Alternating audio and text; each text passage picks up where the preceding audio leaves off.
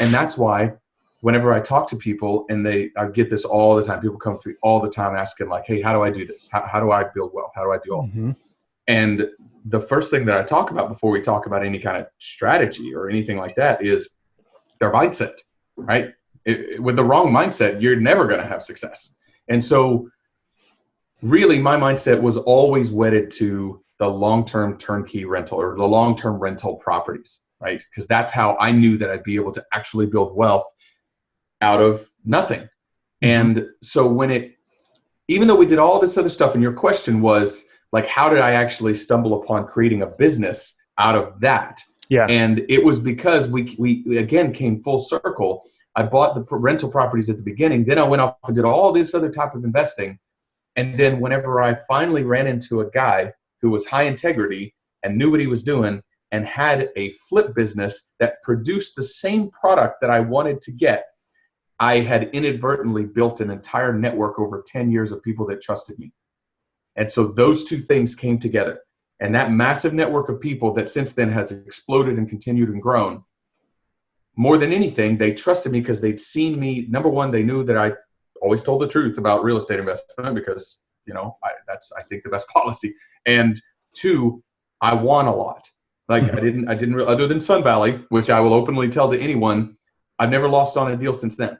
Wow. And so they see all of that happening and they're like, man, I want involved. And so you have this network of people that, know you and trust you and like you presumably. And the only thing they needed was inventory. And then I have this guy who I trust who has quality inventory and all he needs is a network. And so I brought the two together. And that is now the core of our business. Of course, the unfortunate truth to that is there's a lot more of investors in White Feather than there is inventory.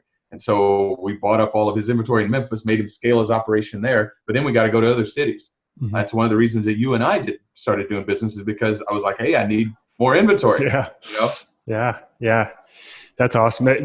So when I'm listening to that, there's three things that kind of stood out to me that are just great lessons. So you tried all these different strategies. You realized that the best way to build wealth is through rental properties. So you figured out a way to scale that. Second thing you did is you built a really good network of people to work with on this, and that exponentially helped you grow your business over time.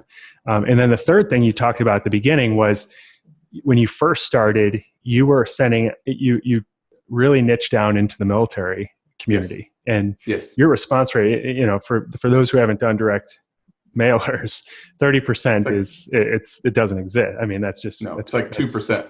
Yeah. 3% exactly. is a really, really good campaign. Exactly. 3% is.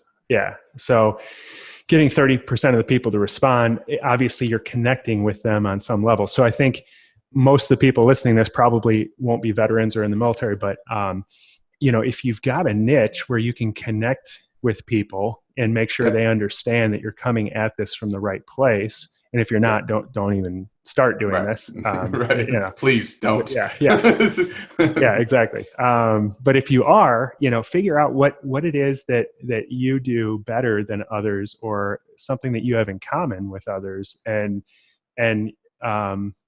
use that to, because you've earned that. So I think those three things are such great lessons. I really appreciate you sharing that.